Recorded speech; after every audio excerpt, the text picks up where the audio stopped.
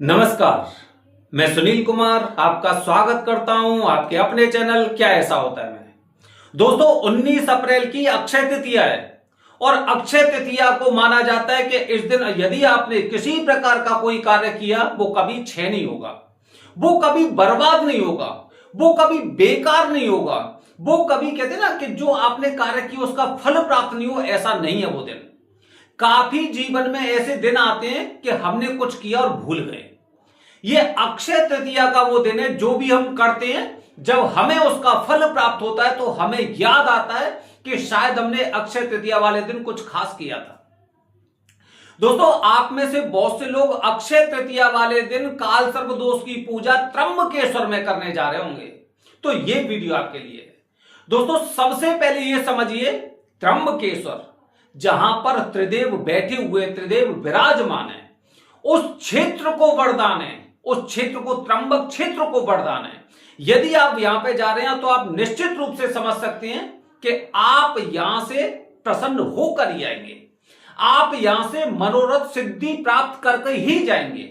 आप जिस उद्देश्य से जा रहे हैं वो उद्देश्य आपका निश्चित रूप से पूरा होगा। छोटे से छोटा किया गया कार्य इस क्षेत्र में विशेष मुहूर्त में आपको अनंत गुना फल प्रदान करता है।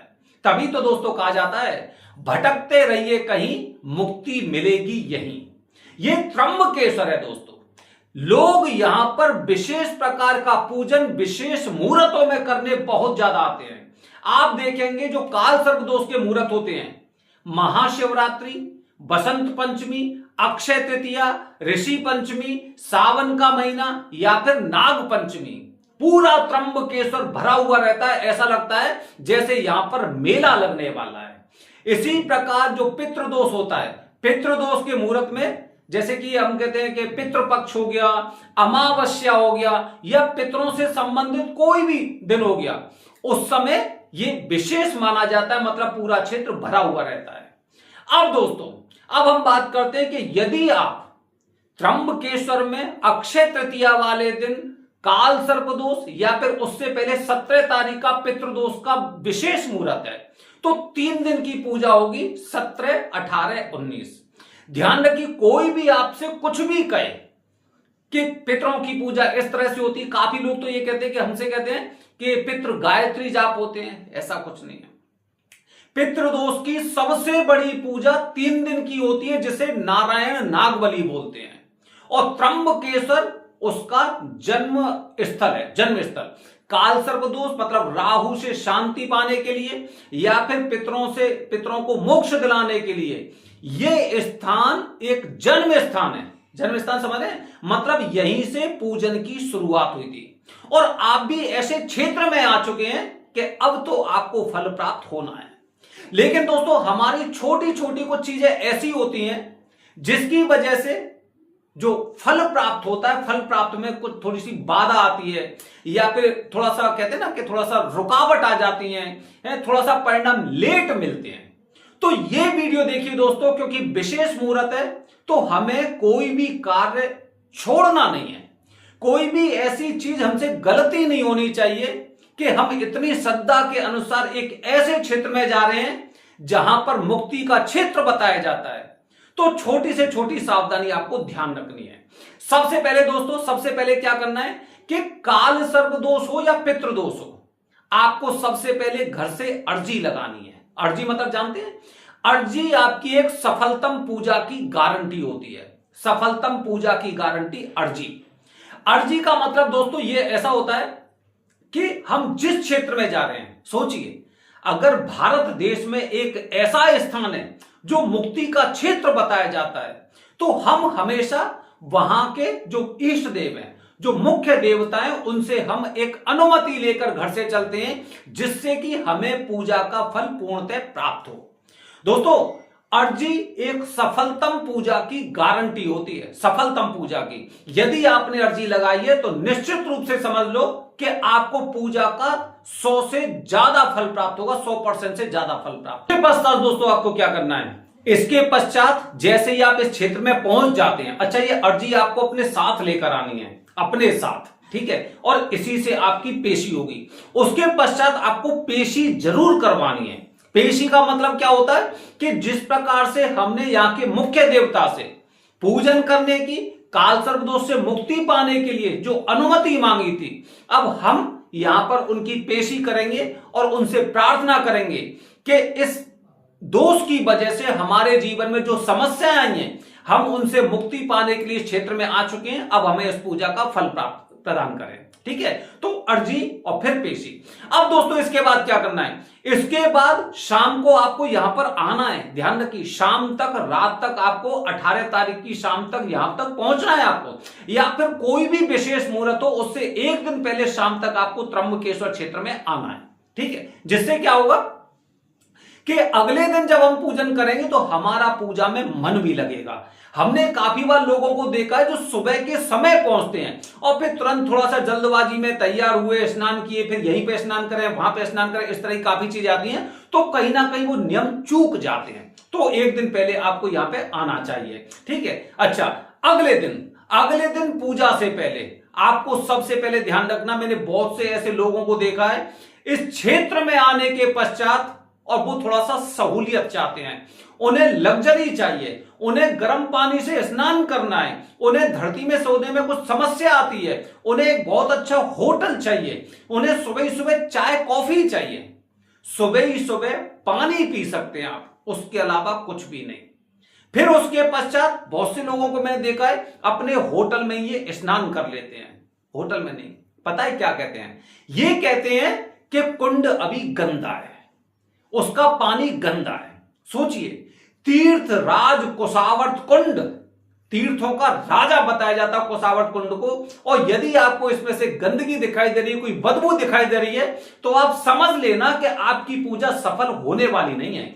आप भले ही यहां पर पूजन करने आए, लेकिन पूजा का फल आपको पूर्णतः मिलना बड़ा मुश्किल है, क्योंकि कुशावर्त कुंड में आपने दोष लगाने की चेष्टा की है, आपको बदबू आ रही है, आपको गंदा पानी दिखाई दे रहा है, आपको कुछ भी लग रहा है, लेकिन तीर्थ राजे, तीर्थों के राजा हैं, उनका अपमान यहां पे नहीं करना चाहिए।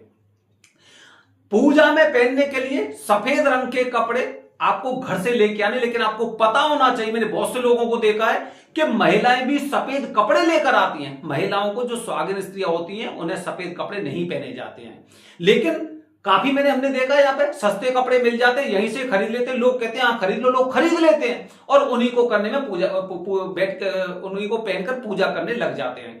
तो ध्यान रखिए, पुरुषों के लिए कपड़े अलग होते हैं, महिलाओं के लिए अलग कपड़े होते हैं। अपने अपने कपड़ों पर, वही कपड़ों में मैंने बहुत से लोग देखे हैं, पुरुष कहते हैं हम पर धोती नहीं पहनी जाती, हम पजामा पहनने क्या, हम पेंट पहनने का, और इस तरह से पूजन करते हैं, जो एकदम सरासर गलत है। बहुत सी महिलाएं होती हैं उन पर साड़ी नहीं पहनी जाती, हम सूट पहनने, एकदम गलत है।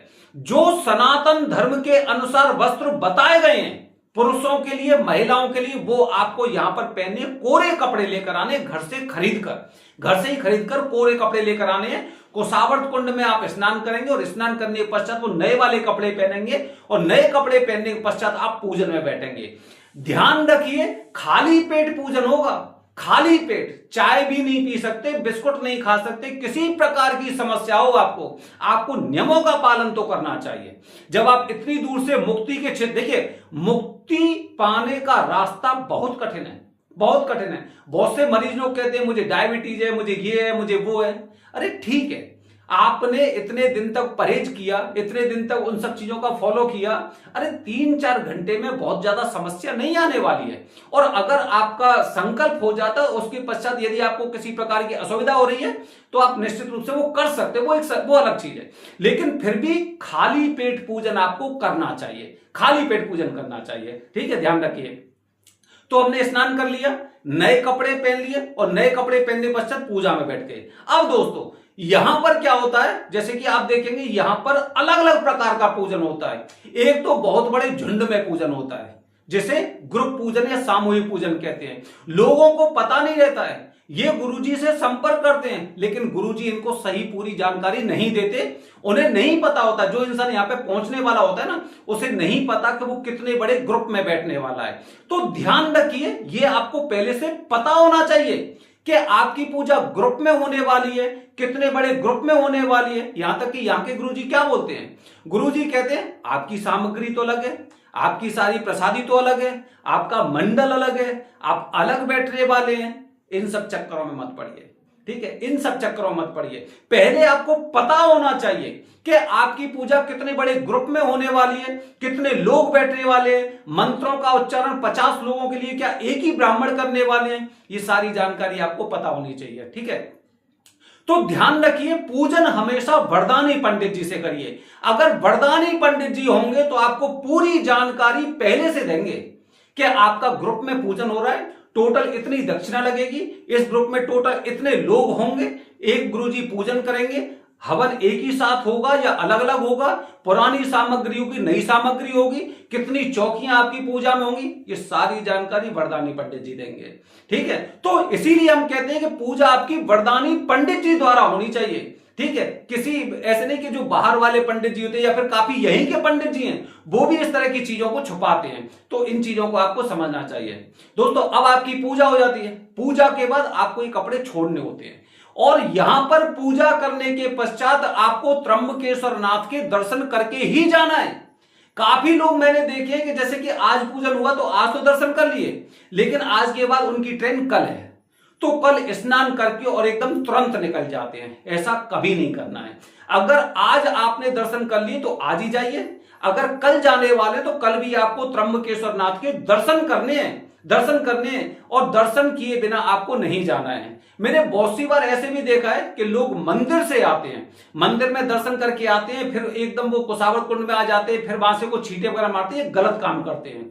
यहां से जाने से पहले यदि आपने भगवान के दर्शन कर लिए तो आपको किसी प्रकार से हाथ पैर छींटे मारने की आवश्यकता नहीं है। ध्यान रखना, किसी प्रकार की आवश्यकता नहीं है। ठीक है, बहुत से लोगों के कपड़े गंदे हो जाते हैं, पैर गीले हो जाते हैं, मत धोइए। अरे नासिक में धो लेना, रेलवे स्टेशन पे धो लेना, जरूर यहीं से धोके जाओगे, तो ये कार्य नहीं करना है। जिनका राहु मजबूत होता है वो यहां पर उनकी बुद्धि कुछ इस तरह से होती है कि हो सकता है कि जैसे त्र्यंबकेश्वर महादेव जी के दर्शन कर लिए तो उसके बाद वो नहाने लग जाते हैं या फिर अपने ऊपर छिड़काव करते हैं जैसे पता नहीं किसी अशुद्ध क्षेत्र से आए हैं।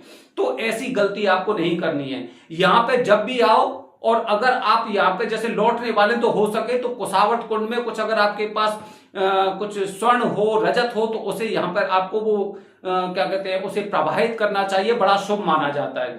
गरीबों को यहाँ पर दक्षिणा देना बहुत शुभ माना जाता है क्योंकि अक्षय तृतीया बहुत अच्छा दिन है और यहाँ पे जीव जंतुओं के लिए, जानवरों के लिए भी आपको कुछ ना कुछ कार्य जरूर करना चाहिए। दोस्तों, वीडियो बहुत बड़ी हो गई है, अगली जानकारी आने वाली वीडियो में। हर हर महादेव, हरि ओम।